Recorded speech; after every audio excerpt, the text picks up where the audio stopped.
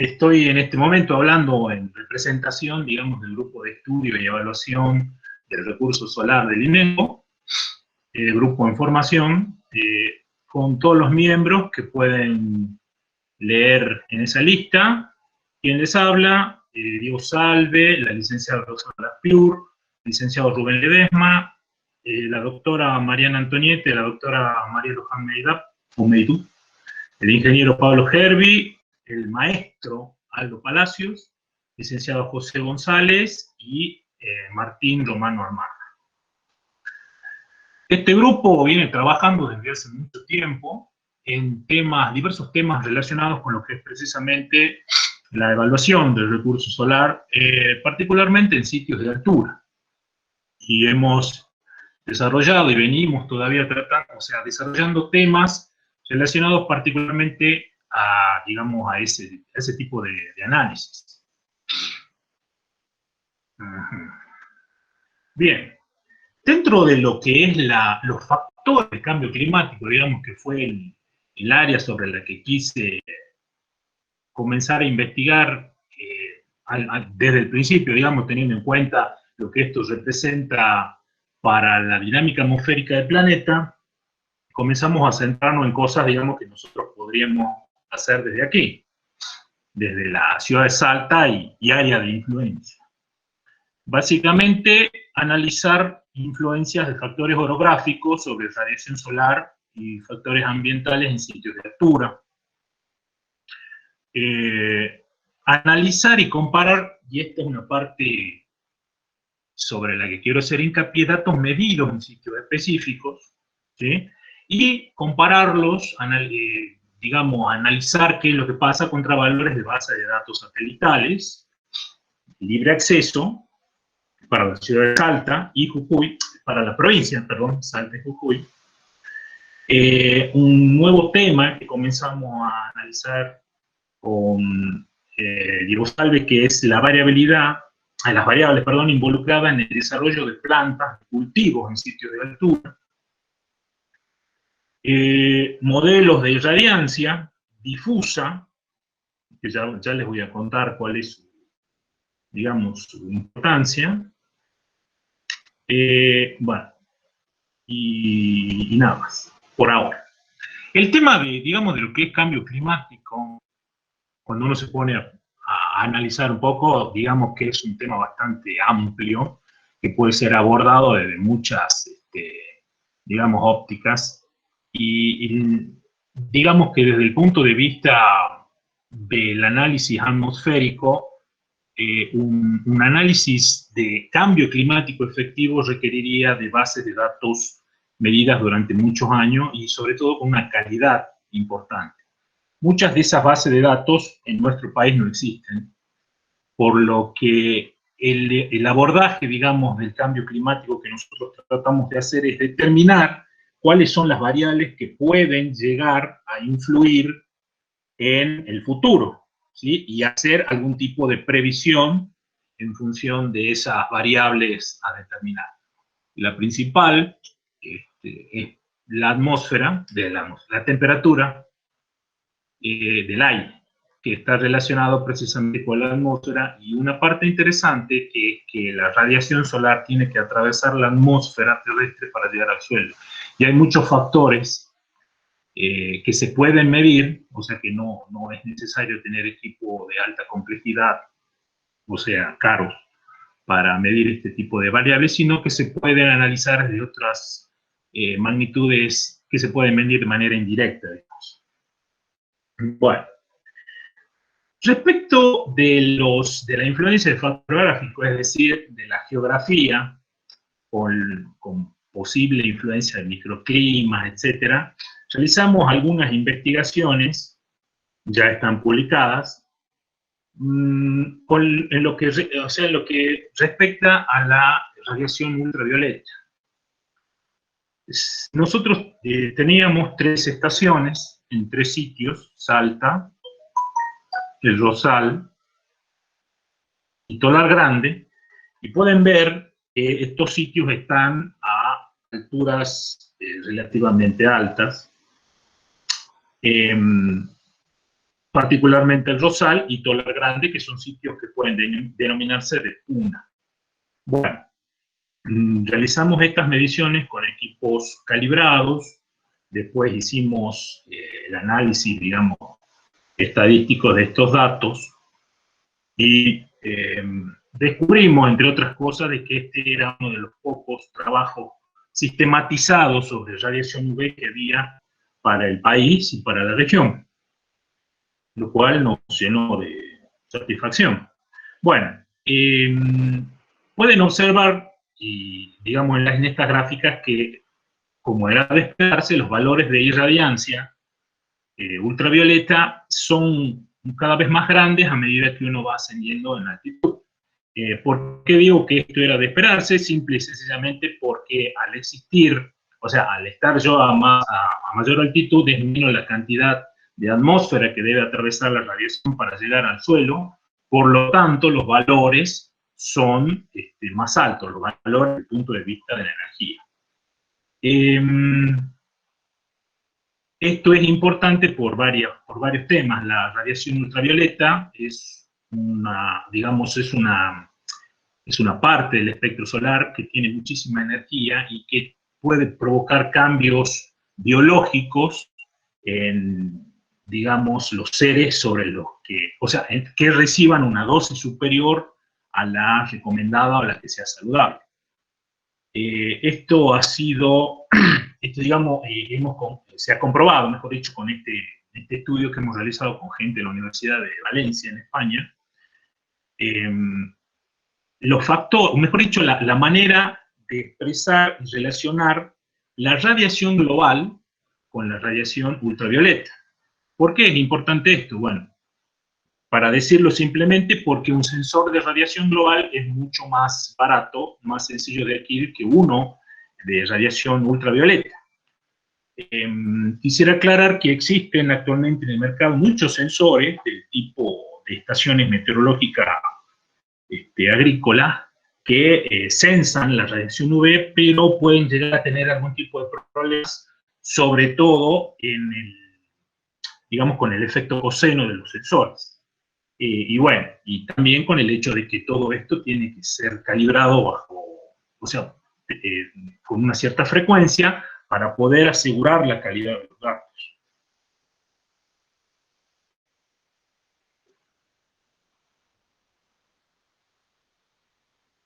Bueno, también dentro de lo que es este estudio, comenzamos a colaborar con el grupo de radiación solar de la Universidad de Atacama, en Chile, y este es un trabajo que se presentó en la ICES el año pasado, donde lo que se hizo fue el análisis de datos de VA medidos con una frecuencia de 1 minuto.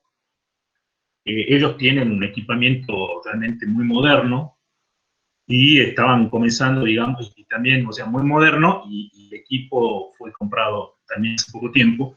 Comenzaron a realizar sus primeros análisis, digamos, de datos, y a experimentar, digamos, para buscar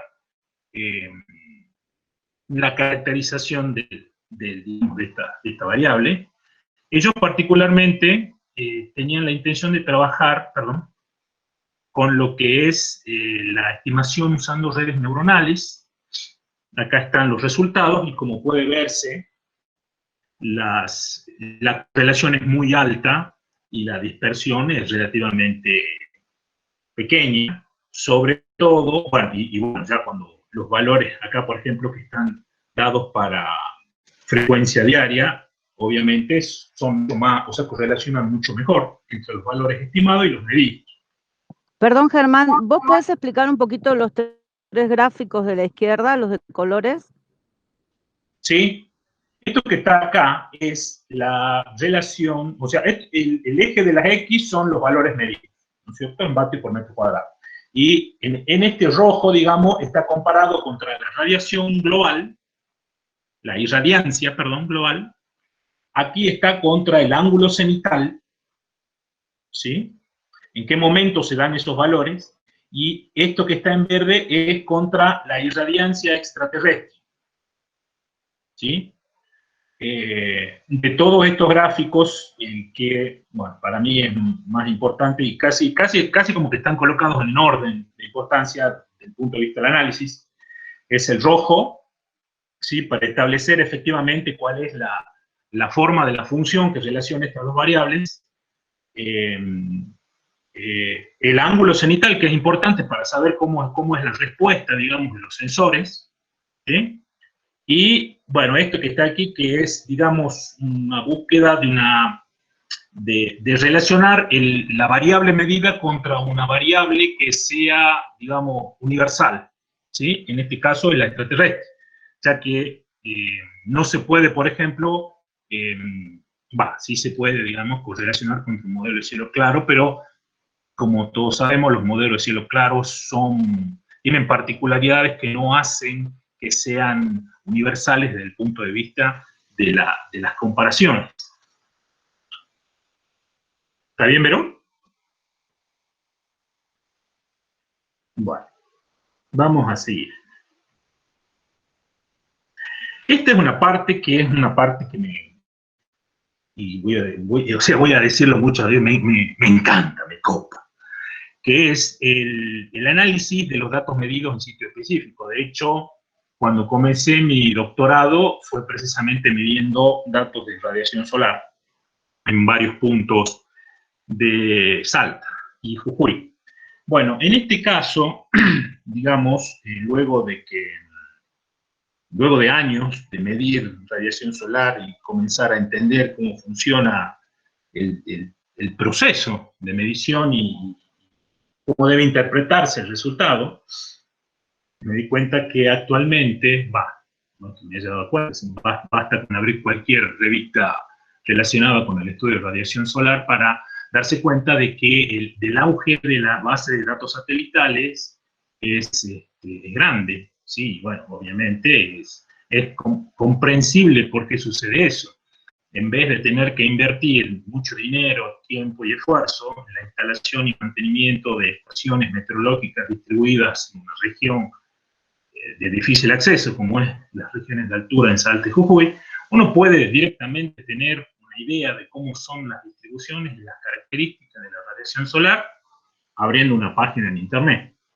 Eso es fantástico. Obviamente, hasta que uno comienza a ver para qué necesita ese dato. Si yo lo necesito simplemente para saber qué cantidad de crema protectora me tengo que poner, bueno, no hay ningún problema. Pero cuando yo necesito esos datos, por ejemplo, para hacer la estimación de prefactibilidad de la instalación de una central solar en algún sitio, la cosa cambia. ¿Por qué? Porque precisamente es de la calidad de ese dato que yo voy a saber la cantidad de energía o cualquier sea el producto que voy a obtener.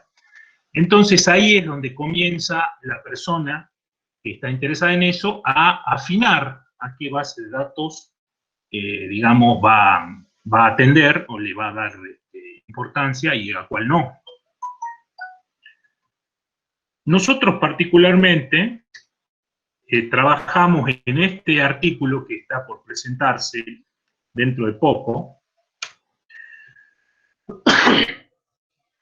con datos de 3 sitios, que son Salta, El Rosal y Petrolina. Los de Petrolina no los voy a mostrar, pero bueno, los pueden encontrar después en este artículo, los que estén interesados. Petrolina es un sitio de Brasil que está ubicado en el hotspot de radiación solar, en el punto caliente, digamos, de Brasil. Bueno, estos datos que están acá son simplemente, entre comillas, comparaciones de valores medidos en la ciudad de Salta contra 5 bases de datos. Mencionamos el SASAF, CAMS, NASA, SSE, que es el que ahora aparece como Power, Meteonorm, que es una base de datos comercial, y Suera, ¿sí? Ustedes pueden ver las distribuciones que tienen en ambos casos. Recuerden que el Rosal está casi a 2,5 kilómetros más alto que Salta, ¿sí? Este sitio, el Rosal particularmente, es un sitio muy interesante, muy útil desde el punto de vista del análisis de la radiación solar, porque está a una distancia lineal de Salta de 50 kilómetros, 57 kilómetros, lineal, ¿no? Lo estoy diciendo, o sea, en el Google Earth. Pero, bueno, son casi 3 horas para llegar allí. Y está a 2.500 de altura, 2.500 metros de altura más alto que la ciudad de Salta. Podemos observar que o sea, casi todas las bases de datos analizadas tienen una correlación, digamos, buena con los valores medidos para la ciudad de Salta, mientras que eso no sucede para el Rosario. ¿Sí?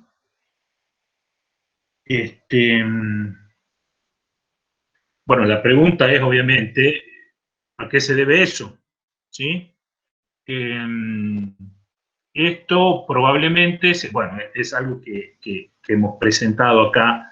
¿A qué se debe esto? ¿Por qué? Porque es precisamente en los sitios de altura donde uno desea instalar las centrales solares más grandes. La razón es simple, uno no vaya, o sea, no es lógico instalar una central solar de millones de dólares de inversión en un sitio donde no tengo una disponibilidad de radiación solar, diría, casi limitada, ¿sí? Este tipo de diferencias que vemos sobre todo al principio y al final del año, o sea, en los meses de verano, es donde fallan la mayoría, digamos, de las estimaciones de las distintas bases de datos. Y esto es precisamente un tema que estamos analizando porque sería muy sencillo, digamos, no es que sería muy sencillo, está estudiado cómo se puede hacer para corregir estos temas en una base de datos, ¿sí? Que es lo que se denomina site adaptation. Es un tema, digamos, que tiene muchísima bibliografía, sobre todo en los últimos tiempos, donde está comenzando a involucrarse lo que es la inteligencia artificial para hacer este tipo de análisis. Una herramienta que, por cierto, es muy interesante, pero no es, digamos, la panacea que resuelve todo, ¿sí? Usar inteligencia artificial para resolver un problema es simplemente poner un robot a contar por otros. Es una analogía que me gusta utilizar. Con lo cual, o sea, este análisis que parece, o sea, este gráfico, de aquí, de Rosal sobre todo, me parece tan sencillo de analizar simplemente la línea gris con los puntitos negros más alta que las otras, pero lo que me está diciendo en realidad es de que los modelos que estiman la difusa y la directa en todas estas bases de datos tienen problemas cuando se trata de píxeles que están en sitios de altura, con lo cual es de esperar, razonablemente, de que todos los demás datos de sitios de altura tengan un problema similar, ¿sí? ¿Por qué digo similar? Porque o sea, no puedo afirmar de manera tajante de que con una aproximación lineal, ¿sí?, pueda extrapolar el dato de una estación a todas las demás celdas que están alrededor. ¿Sí? Esto sería una aproximación demasiado naif. De hecho, es algo en lo que estamos trabajando, estudiar la manera de determinar cómo podemos hacer para extrapolar, hacer un site adaptation 2D a toda una base de datos satelital, que a su vez tiene montones, digamos, muchas consideraciones internas, comenzando por el tamaño de la celda satelital, que influye muchísimo en los valores, digamos, que yo voy a estimar de irradiancia solar. Y podría pasarme horas hablando de este tema, como decía Lelutier. Pero bueno, aquellos que estén interesados en este tema, luego me preguntan. Bueno, esto también, voy a pasar un tema que también es muy interesante, que son precisamente el estudio de la radiación solar como un factor en el crecimiento de una planta. Esto fue algo que surgió cuando estábamos desarrollando un plan de doctorado, el plan de doctorado de Diego Salve, precisamente, que es más allá del hecho de que obviamente una planta para crecer necesita agua, luz y ciertas características fisiológicas que son conocidas por los biólogos, en su mayor parte. Yo tuve que volver a agarrar el libro de biología del tercer año. Comenzamos digamos, a deconstruir todas estas cosas con algo muy sencillo, comenzando obviamente de lo más sencillo a lo más difícil, que fue considerar formas y orientaciones dentro de los procesos fisiológicos de las plantas, ¿sí? Y lo primero que hicimos fue decir, bueno, a ver, ¿cómo influye la forma o sea, hablábamos de las hojas, pero bueno, comencemos con algo más grande, la copa de un árbol, como para tener una idea e ir desarrollando esta digamos, metodología de investigación. Y inventamos 9 tipos de copas de árboles, que las ven aquí, que son, imaginamos una copa cilíndrica, una copa de árbol, digamos, cónica, o sea, una conífera, y una esférica, que vendría a ser una higuera. Bueno, y comenzamos a investigar, a hacer, digamos, cálculos para ver cuál era la copa que colectaba la mayor cantidad de radiación extraterrestre en principio, o sea, imaginando que no tengo atmósfera, por latitud en el planeta, por fecha, o sea, invierno-verano. Y obtuvimos cosas muy interesantes. Por ejemplo, acá tengo la relación de diámetro-altura, o sea, estoy imaginando que la planta es medio petiza, y estoy acá, pueden ver qué es lo que sucede con una planta de forma cónica para el día 172, que es el 21 de junio, el día 264, que es el 21 de septiembre, y el 355, que es el 21 de diciembre. Entonces, el día de mayor altura, menor altura y altura media, digamos, solar, a lo largo de un año. Bueno, descubrimos cosas interesantes como que efectivamente son las coníferas las que tienen la mayor capacidad de colectar radiación solar a medida que la latitud se va haciendo más alta, o sea, a medida que me voy más, en este caso, hacia el sur, ¿sí? O sea, esto es algo que yo había leído alguna vez, que decía que, ¿por qué, por ejemplo, en Suecia, la mayor cantidad de, digamos, la mayor cantidad de especies de plantas que había eran coníferas? Y es precisamente para tener, o sea, es una adaptación para colectar la mayor cantidad de radiación posible, ¿sí? Vemos también las cilíndricas y las esféricas. Y bueno, realizamos un análisis que nos permite determinar, digamos, que más allá de las formas, esto que tengo acá, digamos, es que la planta es un poco más alta, o sea, la altura de la planta, desde la base más alta, que es 5 veces más grande que su diámetro, y acá, perdón, acá era 5 y acá era 10. O sea, son plantas más altas, medianas y más pequeñas. Vamos viendo que las tendencias son prácticamente las mismas, lo único que varía, obviamente, es la cantidad de energía que se va colectando. Esto suponiendo, obviamente, de que la planta es una aproximación geométrica, lo cual no es así. Sin embargo, después descubrimos, yo descubrí, que en realidad, yo descubrí porque la gente que estudia fisiología ya lo sabía, que hay aproximación para estudiar, o sea, para determinar la cantidad de radiación que atraviesa una canopia, que son muy parecidas a la ley de Lambert-Beers, o sea, de radiación atravesando un medio líquido, ¿sí? Bien.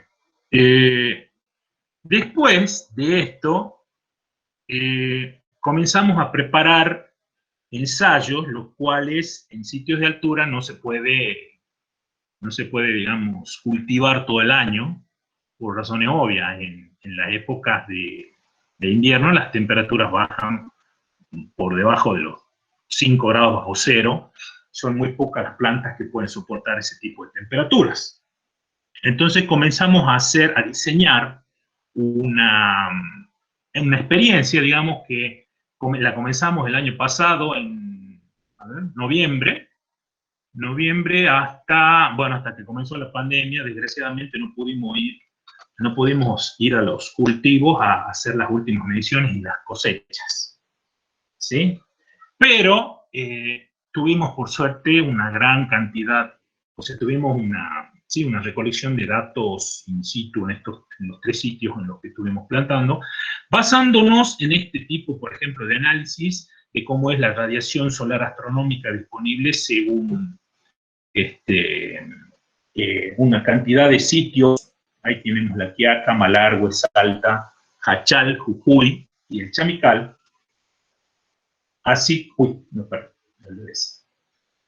como la heliofanía efectiva.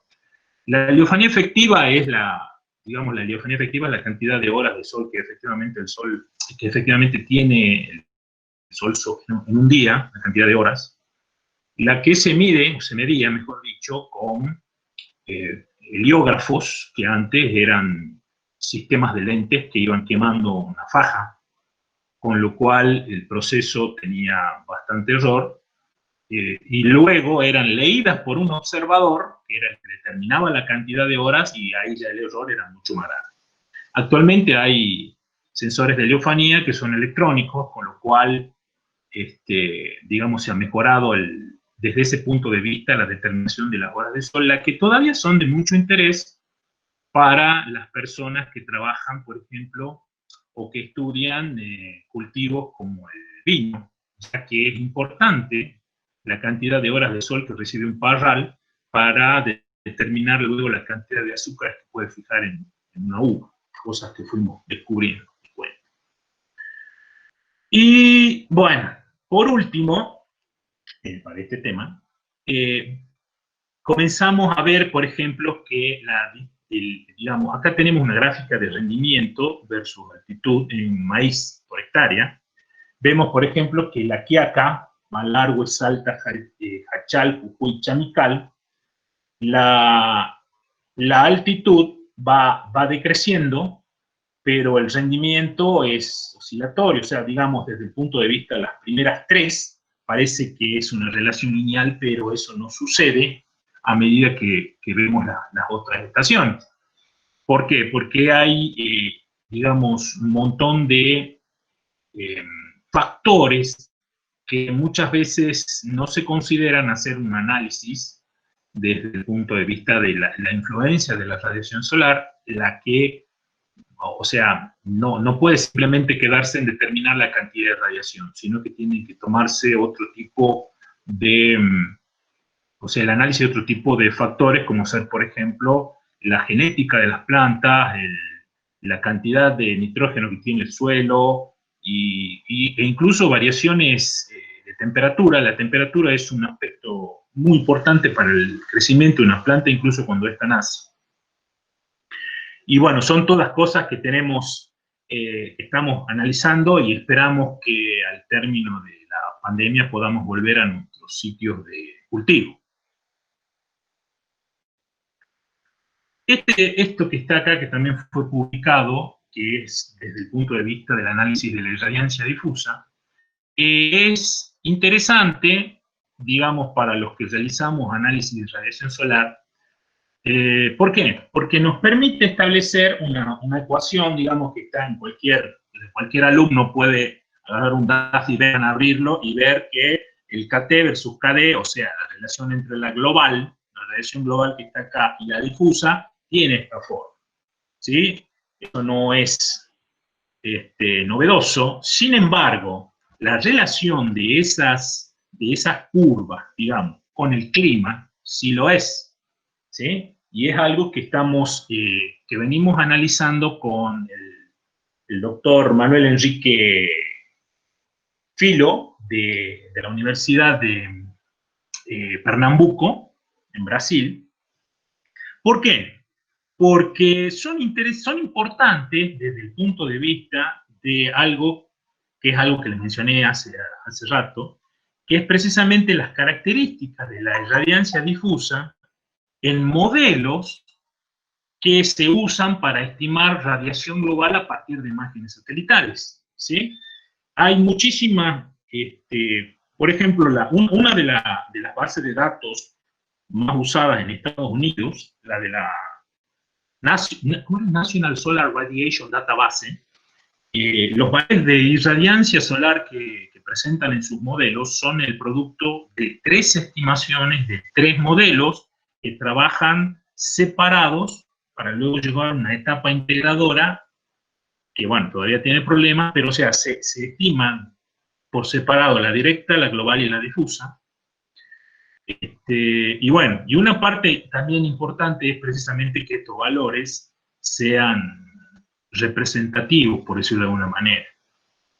Otra causa también, y sobre, o sea, los que están involucrados en el estudio de la radiación solar consideran conmigo, es que es mucho más sencillo medir radiación global y difusa y estimar la directa que medir la global y la directa y estimar la difusa. ¿Por qué? Porque yo necesito un sistema astronómico, un soporte astronómico, entre comillas, telescopio, para, una montura, mejor dicho, de telescopio, para poner un sensor que me permita seguir al Sol digamos, en su desplazamiento por el cielo, con todos los problemas que involucra tener un dispositivo que se mueva durante todo un día. Bueno, y esto ya está, digamos, es fuera del programa y casi, bueno, ya me van a entender. El pasado martes, la señorita Marta Rosana Laspiur rindió su tesis de licenciatura con un trabajo sobre estimación de la turbidez atmosférica a partir de datos meteorológicos y de radiación solar. Este trabajo lo hicimos con, digamos, con la ayuda del doctor Lunche Wang de la Universidad de Wuhan, en China. Hicimos cosas interesantes, lo quiero mencionar aquí. ¿Por qué? Porque uno de los factores principales de lo que es cambio climático, evaluación de cambio climático, es precisamente determinar la evolución del coeficiente de turbidez atmosférica. ¿Por qué? Porque el coeficiente de turbidez atmosférica nos indica la concentración de aerosoles en la atmósfera y está, digamos, se está estableciendo una conexión entre un proceso que se llama timing solar y la cantidad de aerosoles presentes en la atmósfera. Estoy hablando de atmósfera a nivel mundial, ¿no? ¿Qué quiere decir esto? Ustedes conocen, todo el mundo lo conoce, el calentamiento global, que es en realidad el acentuamiento del efecto invernadero del planeta, y todos vimos cuando el señor Al Gore se subió a una maquinita que lo levantaba así, mientras él mostraba cómo iba a subir la temperatura en los próximos 10 años. Y resultó ser que la temperatura no subió con esa tendencia, con lo cual mucha gente comenzó a pensar que el calentamiento global era un invento, porque no hacía, qué sé yo, no sé, 45 grados en junio. Y el problema es el siguiente, la atmósfera está contaminada también con aerosoles, ¿sí? No solamente con gases de efecto invernadero. Y son precisamente esos aerosoles los que afectan el forzamiento radiativo de la atmósfera, enfriándola, en cierta manera. Esto también lo mostramos en un trabajo del año 2014, digamos que fue una muy linda época, ya que teníamos un sensor de radiación solar directa, y medimos, fue para octubre del 2013 me parece que fue, o sea, menciono la fecha porque fue una época en la que hubo muchos incendios en la región de Orán, y el viento trajo todo ese humo, esos aerosoles, hacia la ciudad de Salta, con lo cual la radiación solar que teníamos acá bajó mucho. eso está documentado y está presentado en un trabajo que hicimos para un congreso de Brasil, si mal no me acuerdo. Bueno, ahora, ¿qué viene? Este modelo que trabajamos acá con Roxana, lo que hicimos fue mejorar un proceso, un procedimiento, que era digamos, usar el modelo híbrido de Young como un estimador del valor de beta, a partir del análisis de datos de radiación global y radiación, perdón, de radiación directa y radiación difusa, que eran estimados usando un modelo de cielo claro. Entre paréntesis, el modelo de cielo claro para directa del modelo híbrido de Young está reconocido como uno de los mejores modelos para estimar valores de directa. Nosotros lo que hicimos fue hacer una mejora sobre ese modelo. ¿Por qué? Porque el modelo de Young lo que hacía era usar los valores de radiación global, perdón, de directa y difusa digamos, de manera conjunta para establecer el valor del beta. Nosotros lo que hicimos fue tomar solamente el valor de la directa y a partir de esos datos usar los valores, perdón, estimar los valores de beta, pero usando los datos de cada estación. Esto generó una mejora sustancial en los modelos, como pueden ver aquí, y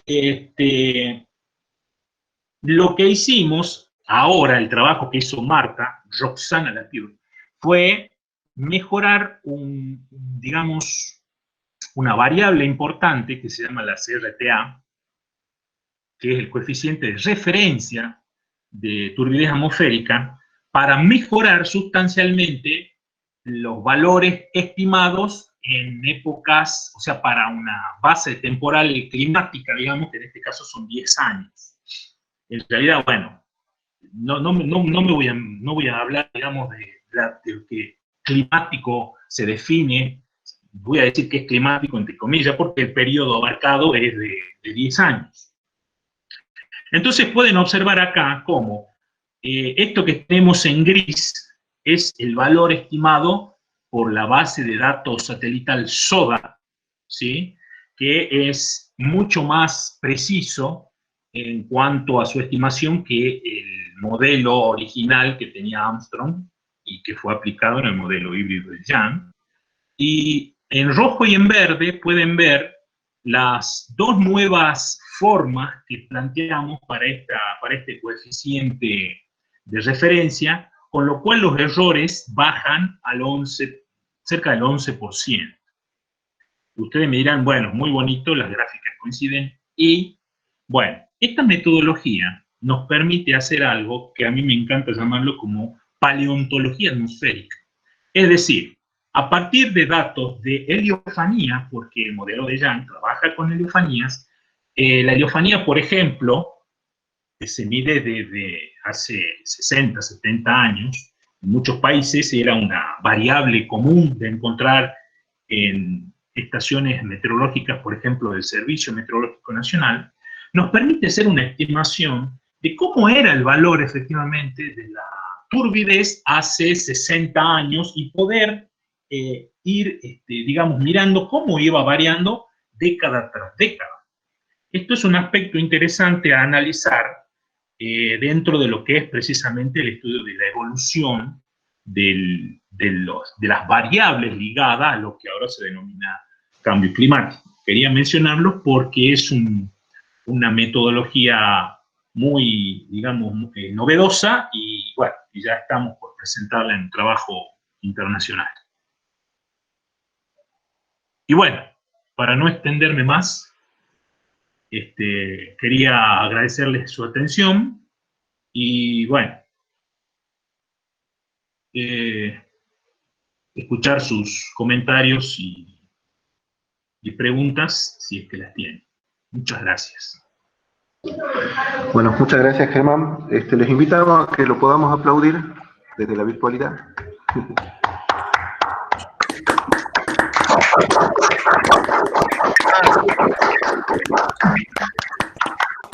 Bueno, felicidades, Germán. La verdad que muy lindo trabajo.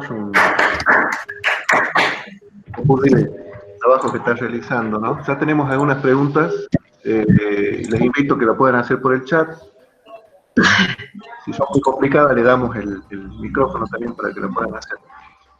Pablo del Company te pregunta, dice, en cuanto a las redes neuronales, ¿podrías mencionar qué modelo neuronal emplearon? El más sencillo, el perceptrón. Bien. Sí, por eso digo, este trabajo, por ejemplo, que hicieron los chilenos, era un inicio. Uno siempre comienza con la parte más sencilla. Entonces trabajamos con redes tipo perceptrón y la idea es pasar a redes covariantes y etcétera. Bien, bien. Sí, no, quería saber porque la verdad que sorprende mucho. En realidad uno busca eso, ¿no? La correlación que hay entre la estimación con la red neuronal y con los datos medidos, sobre todo cuando estas redes neuronales, bueno, en función del modelo, necesitan ciertas variables de entrada y también el aprendizaje que necesitan según el modelo. Y la verdad que lograr eso con la red más sencilla está bueno, está muy bueno.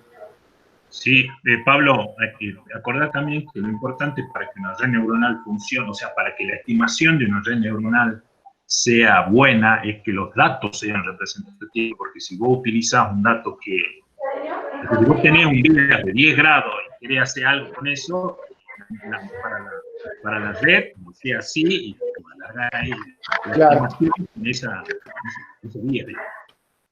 Bien, gracias, Germán. De nada. Sí, yo tengo una pregunta, Germán, ya que estamos en tus primeras diapos. Entendí que establecías o encontraron una relación entre la total, la global y la V, ¿no? La que daba bastante lineal. Sí. Bueno, me imagino que la correlación está en la publicación, ¿no es cierto? La correlación está en la publicación. O sea, no quiero sonar así, pero si ponía todas las cosas, íbamos a estar hablando hasta las 2 de la tarde. Entonces puse algunas cosas, todo esto está publicado. Está bien, ese es valioso, digamos. Sí. Y sería bueno ponerla, ahora lo estás poniendo en conocimiento, pero a disposición. Sí. Pero es un dato valioso tener esa correlación. Que aparte se veía que era bastante lineal, ¿no? La pregunta es... es lineal, sí. Efectivamente es lineal la relación. La obtuviste para, entendía, no me acuerdo bien si era para 3 lugares, Sí, Salta, El Rosal y Tolar Grande. O sea, son sitios de... La pregunta específica es si esos datos se pueden extrapolar a otros sitios de altura o a otras regiones. A otros sitios de altura que tengan condiciones similares atmosféricas, sí. Definitivamente. La radiación solar UV, digamos que se ve afectada más que nada, o sea, si la medida al lado de la global, con lo que es la nubosidad, y entonces a medida que vos vas subiendo, sobre todo en la zona nuestra, ¿no? La nubosidad va bajando, con lo cual la extrapolación no te diría que es directa, pero sí, podrías hacer una estimación bastante buena usando eso. El problema con estas estimaciones es que a medida que vas bajando, vas perdiendo correlación, como cualquiera que, digamos, estudió el modelo de Madronic, ¿sabes? Y la otra pregunta es, obviamente son datos estadísticos, ¿cuál es el lapso de tiempo de la medición, digamos, para hacer la correlación? Sí, estos datos fueron tomados en una base de 2 años. 2 años de datos minutales. Y aparte los datos tienen, y esto es importante mencionar, tienen un filtrado de calidad. O sea, hemos trabajado con los datos que habían pasado un filtro de calidad. Está bien. Y lo mismo la misma pregunta para los datos de UV que comparabas contra los datos satelitales. Sorprendente que había más del 20% de error, por ejemplo, vi con la curva de la NASA hacia los meses de verano. El error, no, digamos, pero no eran de UV, Miguel, no eran de UV, eran de global. ¿Global? Claro, Si la gráfica donde están las 5 bases de datos son datos de global. De global. Sí, y eso que vos mencionás a mí también me llamó mucho la atención, porque es un sitio relativamente pequeño y la red, a ver, y como estaba muy cerca, si la base satelital, el tamaño de la celda es muy grande, por ahí lo agarra a los dos sitios, digamos, y lo que hace simplemente es levantar todo. Pero resulta que la mayor parte de esas bases de datos tienen celda de 3 kilómetros. Con lo cual ahí hay otra cosa, y es probable, de hecho, que sea precisamente los modelos que usan cada una de estas bases para estimar la difusa. ¿Sí? Es decir, básicamente lo que hacen es subestimar en los meses de verano porque el modelo se confunde cuando hay nubes. Está bien, pero la pregunta específica era igual. ¿Cuál es la longitud del tiempo de la base de datos contra la que estás haciendo Sí, no, la correlación? la de esos datos son de más años. La de Salta creo que 4 años y la del Rosal creo que son 6. Bien, muchas gracias, Germán. Seguimos con las preguntas del chat. A ver, tenemos a Ara Clavijo. Dice, ¿cómo se podría aplicar estos avances al tema de balance hídrico en áreas extremas como los sistemas productivos de la puna? Si no la entendés, interesante. No, sí, la entendí. El balance hídrico es, a ver, uno de los aspectos que nosotros, o sea, tiene muchísimas variables el aspecto del estudio, digamos, de la mejora del cultivo en sitios de altura. Más que nada porque estos cultivos son de subsistencia y en poca, digamos, en poca fracción, digamos, para intercambio, ¿sí? Sacamos el tema del agua, porque era un tema importante, básicamente porque para medir la cantidad de agua que recibe una planta tenemos que comprar sensores como la gente, y no, por ejemplo, sensores de humedad en suelo, que no puede conseguir en Mercado Libre, que se ajustan más a nuestros presupuestos. Pero eso o sea, yo tener un dato que está sacado con un sensor que no es bueno, prefiero no hacerlo. Existen sensores para medir ese tipo de variable en suelo, pero son caros, ¿sí? Entonces no hicimos esa parte del balance hídrico. Yo quería hacerla, pero no pudimos llegar a comprar los sensores. Lo que sí hicimos es medir, que está relacionado también con la calidad del suelo y con la cantidad de nutrientes que tiene el suelo y con la capacidad que tiene la planta para absorber eso, porque son todas 3 cosas, digamos, que parecen obvias, pero no lo son.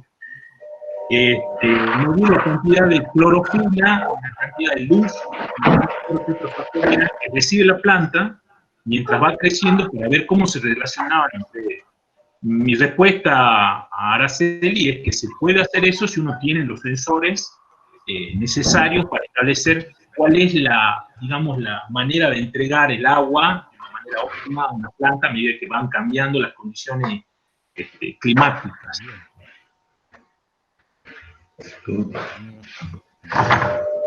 Tenemos otra pregunta de Silvana Flores Larsen. Dice, ¿tienen algún estudio de cómo será la variación de la radiación en clima futuro, considerando los modelos de cambio climático? No, ese es un tema que tengo que trabajar con Silvana Flores Larsen.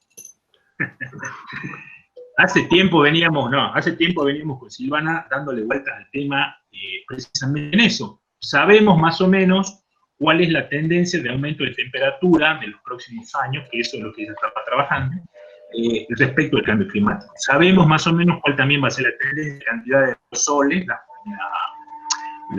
de dióxido de carbono en partes por millón también en los próximos años. Entonces, hay que buscar un modelo que absorba esas dos informaciones y realice una estimación. Si me preguntan ahora, yo te diría que lo más probable es que si sigue aumentando la cantidad de aerosoles como hasta ahora, y sigue subiendo la temperatura, lo más probable es que la radiación también se vea afectada. No me animo a decir si subió o baja, porque no sé. Está bien. Tenemos una pregunta de Verónica Javi. ¿Qué cubre el modelo de Young de turbidez? ¿Cómo que cubre? ¿Qué áreas cubre? ¿Qué área cubre el modelo de Young de turbidez? Si no, si está Vero ahí, le podemos dar te desmutear, Vero. O sea, área es ya entendí. Sí. ¿Qué área a nivel planetario será? El modelo de Young, de hecho, es Claro, un modelo... ese. Sí. El modelo de Young, de hecho, es uno de los pocos modelos que se consideran globales. En realidad fue hecho con datos de estaciones japonesas, y después fue probado en lugares tan disímiles como pueden ser de Estados Unidos, Arabia Saudita y no me acuerdo qué más, otro país. Y los resultados fueron bastante buenos, pero siempre para datos, digamos, diarios, medios mensuales, tomados sobre periodos grandes. Digamos que es un modelo estadístico cuasi climático, ¿sí? O sea, sirve para digamos, tiempos grandes de los que se utilizan esos datos. Digamos, después se hicieron muchas, o sea, se los utilizó, digamos, ya parezco Luis Cardón, yo con mi, digamos, se usó para estimaciones en datos de China, y precisamente ahí fue cuando comenzamos a trabajar con el doctor Luciano, porque lo que le interesaba mucho era ver el asunto de la contaminación. Y le encontramos la pata al asunto del B. Pero el modelo híbrido de Young, que fue la pregunta principal, está desarrollado con datos de Japón y está validado con datos de Arabia Saudita, de Estados Unidos, otro sitio más, digamos, para tener una representatividad climática grande. Bien, tenemos acá un pedido de Verónica Pasamay. Ella dice que no tiene una pregunta específica, pero quiere tu opinión, que des tu opinión sobre la relación de los grandes glaciares con la radiación, ¿no? Su función, dice, proteger de la radiación solar, el cambio climático y el aumento general de la temperatura para los próximos años, terrestre para los próximos años. Una opinión, quizá no está tan relacionado, pero o quizá vos le puedas encontrar. Sí, lo que pasa es que radiación solar, por ejemplo, y temperatura son dos magnitudes que van de la mano. No tienen una relación lineal, digamos, pero está relacionada la una con la otra. El problema que tienen los glaciares, digamos, actualmente es la temperatura, o sea, se están descongelando porque está subiendo la temperatura media del planeta. Eso fue, por ejemplo, a mí me gusta trabajar mucho con lo que son preguntas simples que uno tiene, por ejemplo, mientras está, no sé, mirando. Y a mí se me ocurrió alguna vez, che, pero el cambio climático que se mide en todo el mundo, ¿por qué no? ¿Cómo? ¿Por qué no se mide en Salta? ¿Podemos terminar en Salta si el efecto del cambio climático ha llegado aquí? Y tomé una base de datos de temperatura del INTA, creo que lo presenté alguna vez, pero creo que eran 15 años de datos diarios, y establecimos de que había una variación, de que la temperatura efectivamente estaba aumentando, la temperatura media estadística estaba aumentando, no voy a decir, bueno, fueron tomados en Cerrillo, pero digamos que Salta, la ciudad de Salta. Sin embargo, determinamos algo interesante, que era que la variación de aumento de temperatura en la ciudad de Salta, era de los glaciares Salta de Salta, no es lo suficientemente grande como para indicar que se deba al efecto del cambio climático, es decir, está dentro de un área de error que digamos que no es válida para afirmar que es debida al cambio climático, sino que puede ser por otro tipo de factor. Entonces, la respuesta es, ¿hemos sido afectados por el cambio climático? La respuesta es, no sabemos, porque nuestra base de datos no es lo suficientemente grande. ¿Qué tiene que ver con los glaciares? Los glaciares se están descongelando porque sube la temperatura. Bien, seguimos con las preguntas. Quizás también, pero para dejarlo allí, tendría que ver el tema del agujero de ozono, que digamos en el pasado sí importa cuando llega la radiación de forma más directa, digamos, sobre los hielos y su función de poder acumular en su masa esa temperatura, obviamente que le va a afectar, pero tiene que ver más bien con la capa de ozono y no tanto con los los gases de efecto invernadero. Pero la capa de ozono, Miguel, está sobre la Antártida, ¿no? Y Sí, está sí, achicando. pero, exacto. Sí, no, entiendo que ya es un problema, digamos, que se está controlando, pero, digamos, en términos generales, el efecto de la radiación se vería más bien en la atenuación de la atmósfera y no tanto por el aumento, digamos, la densidad de la atmósfera con los gases de efecto invernadero. Así en términos generales. Sí. Bien. Sí. Tenemos una pregunta de Jorge Estrella. Dice, me dio un poco de inquietud la gráfica que relaciona la altura con el rendimiento, en donde el rendimiento tiene una forma de campana de Gauss. ¿Hay alguna relación estadística de algún tipo entre la altura y el rendimiento? Bueno, lo que buscabas, ¿no? Sí, a ver, a grandes rasgos, a medida que uno va subiendo en altitud, disminuye, digamos, el rendimiento de los cultivos. Esto fue algo, por ejemplo, que Mariana Antonieta nos comentó del día 1, la cantidad de toneladas que uno saca de un hectárea de maíz en la pampa húmeda es distinta a la que uno puede sacar en la quiaca, pero no está relacionado solamente al clima. El clima es uno de los factores. Recuerden, por ejemplo, de que en la pampa húmeda todos estos cultivos son, ¿cómo se dice? Son semillas híbridas y se alimentan con fertilizantes. Mientras que nosotros lo que tratamos de hacer en estas investigaciones es usar semillas que no son de Monsanto, digamos. Espero que no haya nadie de Monsanto aquí. No son de Monsanto y digamos, la fertilización es de algún tipo natural, ya que en la puna no es común que un productor que tenga, no sé, una hectárea de maíz compre fertilizantes nitrogenados, alguna de estas cosas. Estos suelos son abonados con el guano de los animales que tienen la misma persona. De hecho, nosotros, por ejemplo, en el Rosal hemos abonado nuestra área de cultivo con guano de, ¿cómo se llama esto? Que es de oveja, y los resultados son impresionantes. O sea, a ver, son impresionantes. A mí, yo quedé impresionado del tamaño de los choclitos que había allá arriba, o sea, el verdor de las plantas comparadas con otras. Con otras, por ejemplo, en Hornillo tenemos otra ahí en el INTA y PAF Hornillo, y también nos salieron unas plantas hermosas. Y la de acá de Salta, digamos, el primer cultivo lo hicimos en el fondo de mi casa, que también le echamos la cantidad de guano, pero fue significativamente menor el rendimiento. O sea, en resumen, son muchos los factores que influyen para que el rendimiento de una planta sea como uno lo espera. La idea es la siguiente: yo voy a agarrar y voy a ir bajando en altitud, en sitio, y voy a tratar de establecer las mismas características